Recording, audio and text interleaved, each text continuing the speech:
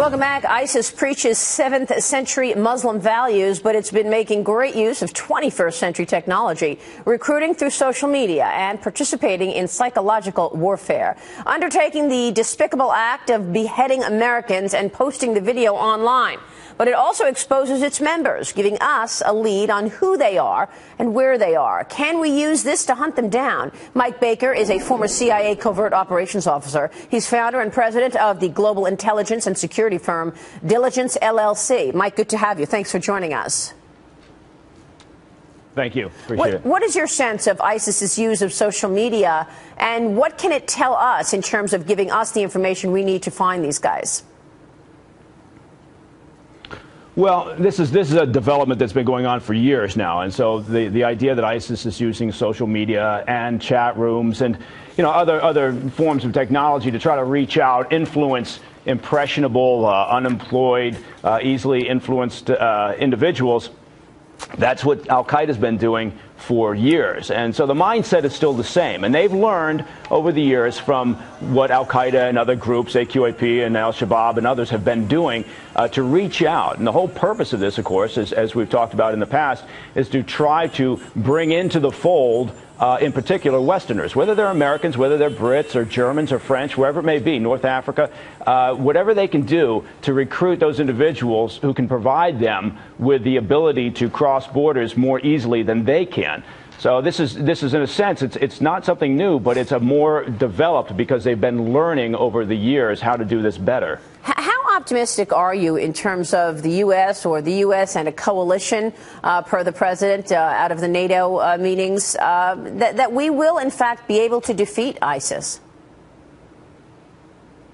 Well, I think if we can do a couple of things, if we can separate the politics here in the U.S. in particular from the operational needs of this. And by that, what I mean is, look, we can all argue that the White House and President Obama was a bit slow to the game in understanding the immediacy of the threat and in dealing with it over quite some time now as this has been building. If we can take those politics and set them aside now, we should be glad that President Obama is now talking about defeating as opposed to managing the problem. So we should get on board with that. Everybody in Congress and in the Senate should get on board with this because it's going to take a united effort. And then what we need to do is essentially what they have been talking about and what we've been talking about for some time is you've got to have the ability to draw in regional partners, not just the French, not just the Canadians, the Brits. We know we can count on them. But what we really need to make this work is the local regional players. We need the Turks. We need the Turkish military and government have got to get on board with this. The Jordanians, the Saudis, and those. If we can draw those in and actually commit forces to the ground, because the problem is if what we do is rely on the Iraqi army for boots on the ground, rely on Shiite militias in Iraq, rely on Syrian opposition, which we now at this point is a muddled mess and includes al-Nusra and others who definitely don't have our interests at heart. If we have to rely on those people for boots on the ground, this is not going to work. So what are you expecting to hear from the president on Tuesday after he meets with his congressional leaders and then on Wednesday when he addresses the country? I guess one question that comes up is, are the Turks or the Kurdish army, are they ready for prime time? Can they actually handle this job in such a coalition?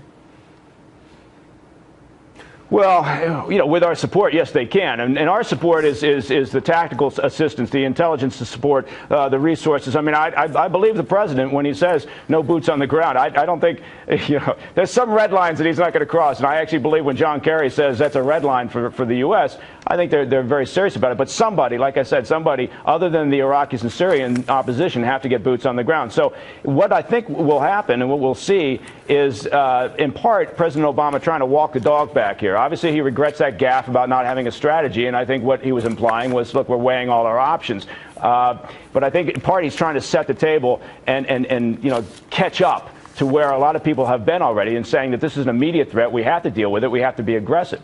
But again, if we can't draw in those regional players, airstrikes alone aren't going to accomplish this. And we need to rely on the Jordanians and Saudis for financing and intelligence. And we need to rely on others to actually put forces together with the Peshmerga, with the Kurds, and to provide that additional support. The problem is, at the end of the day, we can defeat ISIS. If we have that combined effort, if we have the will, we can do that. That's not a problem. But the problem will be what comes in afterwards. Are we strengthening Assad's position? Are we strengthening al-Nusra, in a sense, in Syria? Are we strengthening Shiite militias who, again, are not aligned with our interests? So what happens after this? We've got to be thinking 3 or 4 steps ahead of where we are with just the idea of defeating ISIS. Yeah, perhaps we'll see the beginnings of that plan and hear about it this Wednesday. Mike, good to talk with you. Thanks so much.